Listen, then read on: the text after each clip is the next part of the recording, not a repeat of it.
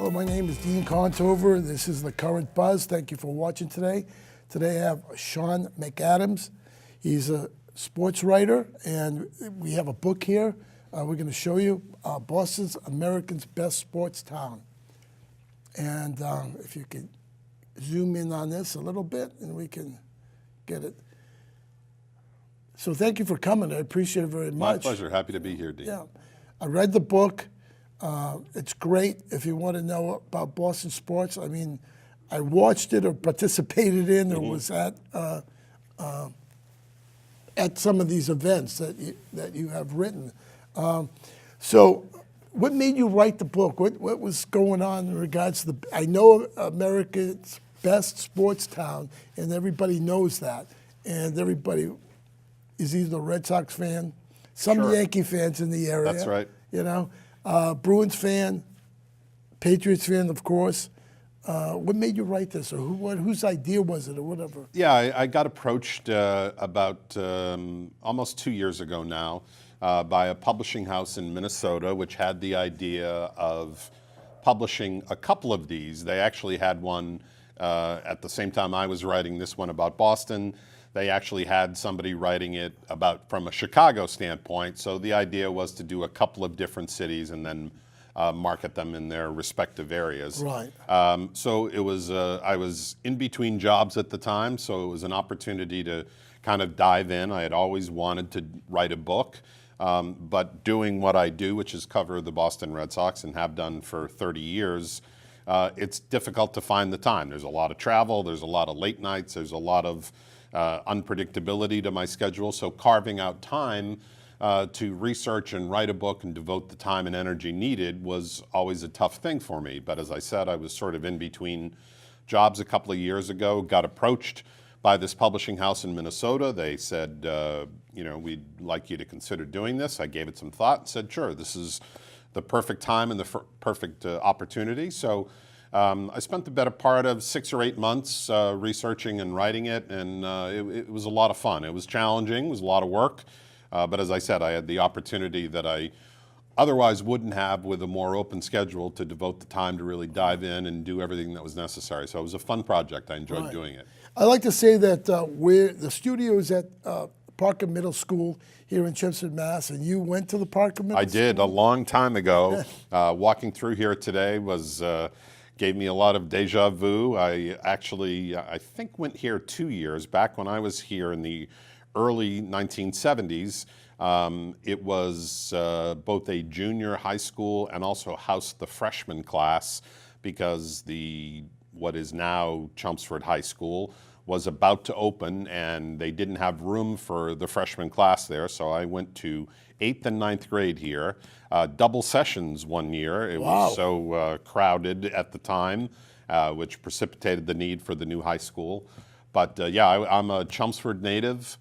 Grew up in the Westlands area here in Chelmsford, spent a lot of time here, went through the whole Chelmsford public school system, and actually live fairly close by in Littleton now. Still have some friends who live in town, and I'm through here all the time, so it's nice to come back. So you're a class of 1977? That's correct, Chelmsford High, 1977, the first class to go all the way through the new high school, what was then the new high school 40 years ago. And they're talking about possibly having a new high school. Yeah, well, you know, after a time, it doesn't seem possible that they would need another one, but as I said, I graduated 42 years ago, so that building itself is a little bit dated probably at this point. Have you ever gone to Chelmsford High School to speak or talk? Well, I was fortunate enough to be inducted into the Chelmsford High Hall of Fame. Right. Maybe I'm trying to remember how long ago that was, about 10 years ago. Okay. And Mr. George Simonian, who of course many people in town still know. Around. Oh, absolutely. He's a terrific guy with a lot of energy.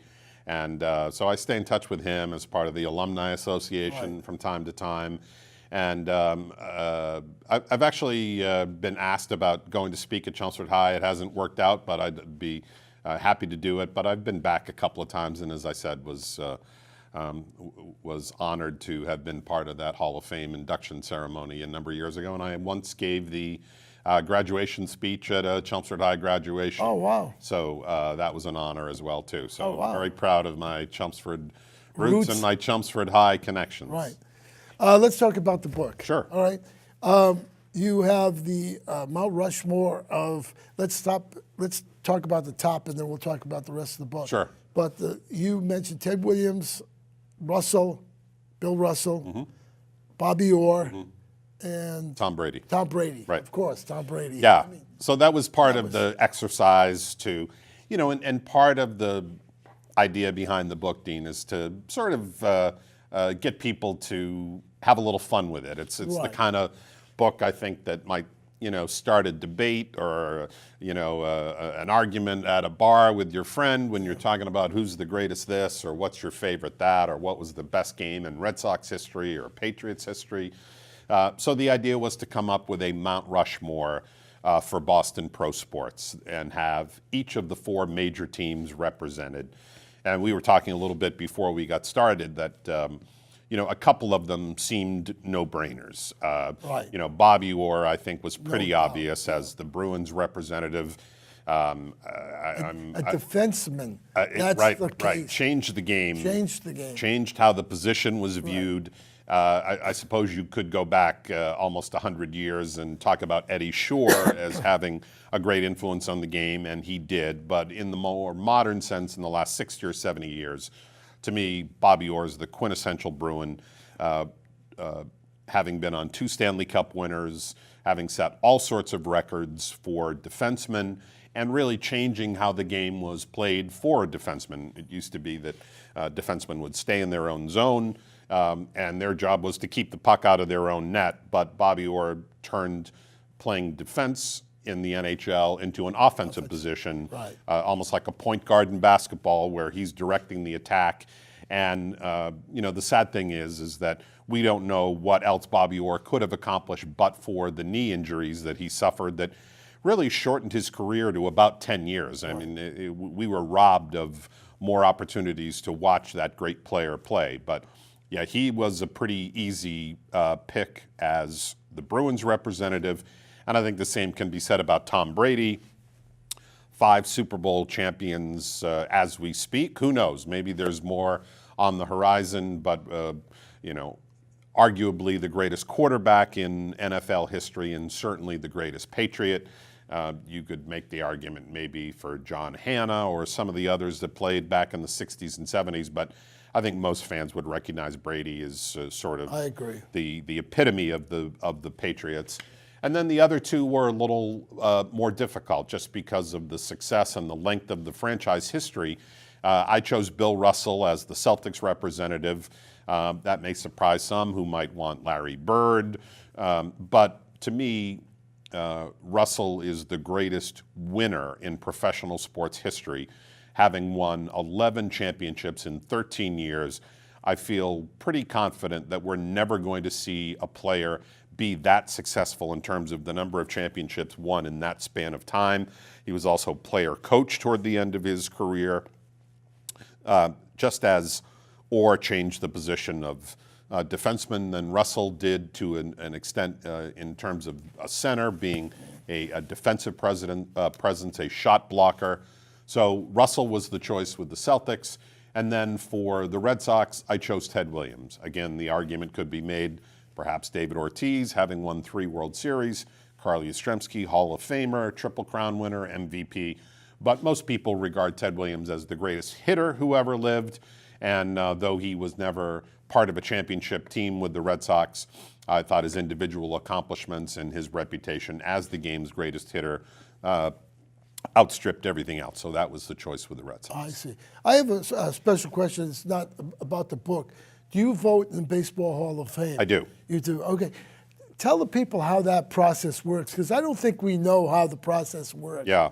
You get a ballot. Yep. And there's certain names on it, the ballot, after 5 years of playing baseball. That's correct. All right. And to be eligible to vote for the Hall of Fame, you have to have been a member of the Baseball Writers Association of America for 10 consecutive years, so that you have seen a number of games and all the players under consideration. As you correctly stated, players become eligible for that ballot 5 years after they retire. So presumably if you've worked 10 years in a row, you saw at least the last 5 years of that player's career.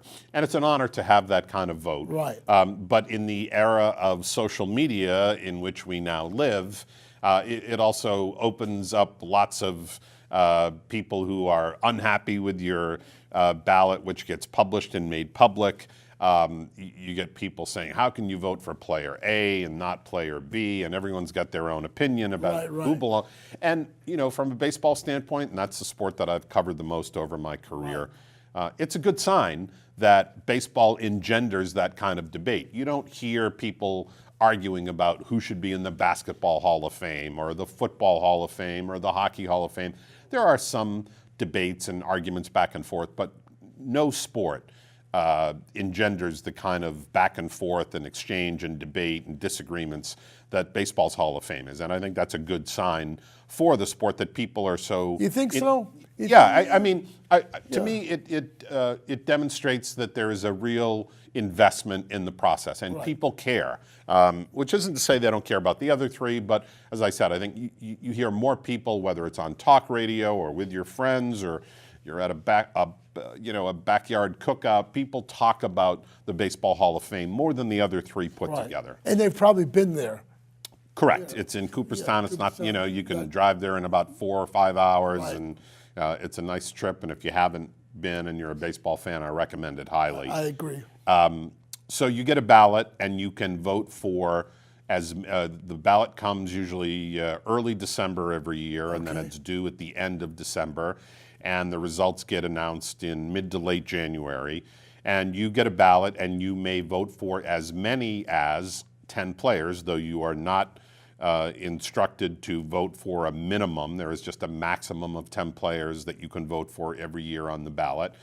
And for a number of years, I was part of the electorate that chose not to vote for players who had had some allegations or ties to performance-enhancing drugs.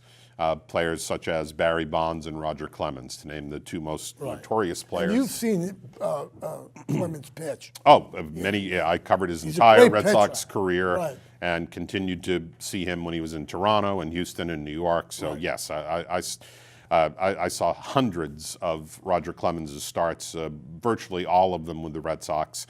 For a long time, I decided that I wasn't going to vote for those players who had been tainted, as it were, by PEDs. I thought that that to do so would be to reward someone who knowingly cheated and skirted the rules. And then the more I thought about it and the more years that went along, I had a harder time determining what we know about what went on during the PED era and how much it influenced everybody. And you know, it's sort of, where do you draw the line? If you got named in the Mitchell report, which sort of exposed a lot of guys, but you never tested positive, do we know that you actually used PEDs?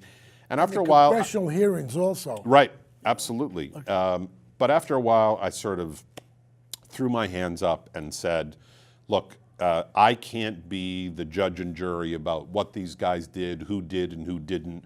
The fact is, we don't know what we don't know. So I just decided to take all of the names on the ballot strictly on what they accomplished as players, without trying to go back in history and determine who was guilty, who was innocent, who was unfairly charged, who got away with it. To me, that became too problematic. They're on the ballot. We are trying to tell the story of the history of baseball. And to me, you can't tell the story of baseball in the 80s, 90s, and early 2000s without having people like Roger Clemens and Barry Bonds representing that. They were, you're talking about one player who had a 7-time Cy Young Award winner and the other who won 7 MVP awards. They were the dominant position player and pitcher of their era.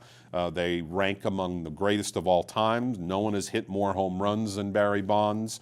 Only a handful of players have won more games than Roger Clemens. So I just decided, you know, I can't be the cop here. The names are on the ballot, so I vote for them. and so that change took place for me 2 or 3 years ago. So now I, however uncomfortably, have decided to vote for guys like Bonds and Clemens. But it's a real privilege to be able to vote for the Hall of Fame, and I've attended a couple of induction ceremonies. I was there when Jim Rice was inducted, and I was there when Pedro Martinez was inducted. And it's just a great ceremony in Cooperstown, and you really feel like you're witnessing history when you walk through or when you see one of those induction ceremonies. But it's a thrill every year when that ballot comes, and I think like virtually everyone who has a vote, I take it seriously. I sit down, I look at numbers, I try to rank and weigh the choices, and Now, sometimes it's is hard. it 1, 2, 3, 4? Is that No, how you the don't. ballot's set up? There's no ranking. Okay. So it's not a tiered voting system. Okay. You're either in or you're out, and as I said, you can vote for as few as you'd like, but no more than 10.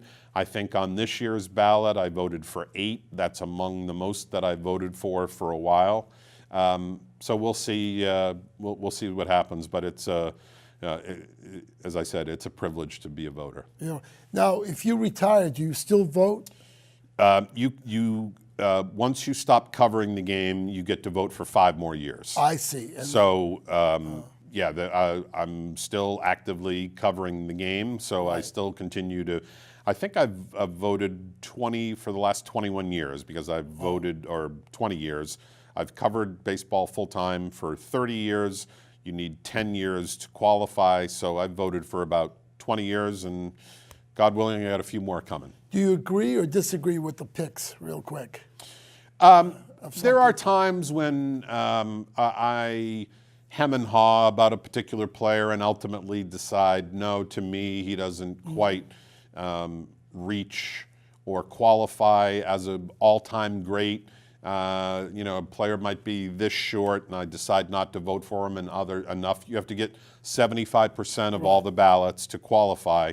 There have been some players that I haven't voted for. I have voted for players who haven't made it, but that's the beauty of the process. It's entirely, subjective. Everyone looks at it through their own prism or with their own standards, and you interpret the numbers and the players in front of you as you see fit. Sometimes I match up perfectly with the guys that get in. Sometimes as I said, I vote for players who don't get in, and I have not voted for players who do. But that's, there's a wide range. You get about somewhere between 450 and 500 people voting. So you're not going to have unanimity on all of these. There are going to be different interpretations and different ballots, but that's part of the process. I'd like to talk to you. This is Sean McDonough. He's written Boston's America's Best Sports Town. And get the book because it reminds you of all the games that you saw on television and were there at the game. He has the best picks. I'm going to read them real quick because we don't have a lot of time. And for the Bruins, he has Raymond Borg, Philip Esposito, Bobby Orr, Eddie Shaw. Those are the top 4. Celtics, he has Larry Bird, Bob Cousy, John Havlicek, and Bill Russell. Patriots, he has Tom Brady, John Hanna, Mike Haynes, and Andre Tippett, a great football player. And the Red Sox, he has Pedro Martinez, David Ortiz, Carl Yastrzemski, and Ted Williams. And then he has colleges, Doug Flutie, et cetera, and he talks about the Olympics in regards to people from the Olympics. And we don't have time to go over this, and I wish we did. And he talks about soccer and how it's evolved in Boston.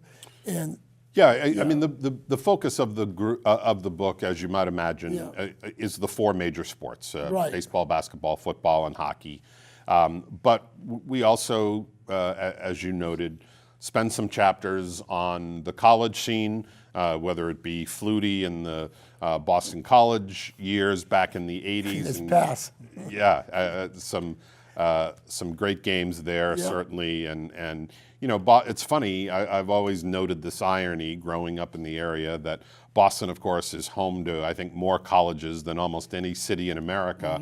And yet it is decidedly, when it comes to sports, a pro town.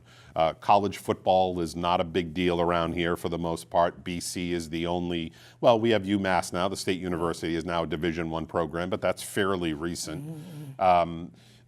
College hockey certainly has its niche in the bean pot. And college basketball, there are years when BC or Harvard gets into the tournament. But it is mostly a pro town. The people focus on the Red Sox, Patriots, Celtics, and Bruins. But there are other stories there, and we get into some of the college history, and the fact that, Harvard took part in the first college football game ever played. We talk about the Boston Marathon, which is, of course, a great event that established in 1897. Right, yeah. And it was a year after the first marathon. They got, the first Olympics in 1896. They got the idea to run the marathon the next year. And it just blossomed from there. Sure, and Head of the Charles, which is a great Boston tradition as well. So we tried to focus on every aspect of sports in Boston, but the majority of it is with the big four teams. You mentioned Rosie Ruiz. I was at the finish line that day, and there was some confusion of who she was. She was staggering. It was like like a movie. Usually, if you're an elite athlete in marathon, you would run across the line, especially. And she was staggering like it was a movie and stumbling and a little overly dramatic. Exactly, that's the point. And we were talking. I was talking to people that we were watching this. Who is she? What's her number? Did she have a number? And she was on the far side of where we were watching it. And we were like, "Wow, who is this person?" And she won. She won. For a while, she won. She won for a while. I mean, that's the dramatic things that happen in Boston in sports. Yeah, and then, the tragedy in 2013 of the bombing at the marathon and how the response to that was a reminder that sports can be a unifying moment during tragedy. The Red Sox, I think, sort of became most closely associated with that event because of the fact that Ortiz had the speech when they came back home a few days later, and it was almost this rallying cry that bonded the Red Sox with the region at the time. Remember, the Red Sox had finished in last place the year before in 2012. That's because of the manager, but that's I don't disagree there one little bit. And then came back and won it all. It was 2013. I thought was a little fluky. Well, people say that, Dean, and yet they won. They were in first place almost from start to finish. To me, there aren't a lot of flukes over 162 games. Yeah, that's right. I think they only lost 3 games in a row. At the most, I think, something like that. Right, and really from mid-April on, they were in first place and never looked back, and then had themselves a great run in the postseason. So I'm hesitant to label that as a fluke. To me, one game you can say, well, they got this break, but when you're the first place team for a 6-month period and then beat all comers in the postseason, I don't know that I would classify that as it was certainly unexpected. Right. I will agree with you on that, particularly given what happened the year before. I'll concede that, Sean. Unexpected. We have a minute to go. The new manager of the Red Sox, do you like him or? Yeah, Alex. What's not to like? Based on his first year, he comes in and they had difficulty kind of getting over the hump in the postseason. They had won 2 division titles prior to Alex Cora replacing John Farrell as manager, but just couldn't seem to get it done. In October, they were knocked out in the first round in each of those last 2 years, and Cora takes over. And really the only difference to the roster was the addition of J.D. Martinez. Now that's a significant difference, but it was essentially the same team plus J.D. Martinez, and they went from winning 95 games to winning 108 games, and then steamrolling. Did that surprise you? Yeah, certainly. I mean, I thought they were a playoff caliber team, and they would be in the hunt. And 108 games is a lot of games. Yeah, it certainly is. It's a franchise record for a franchise that's been around better than 100 years. So that puts it into perspective a little bit. And then the way they just kind of rolled over the competition in the postseason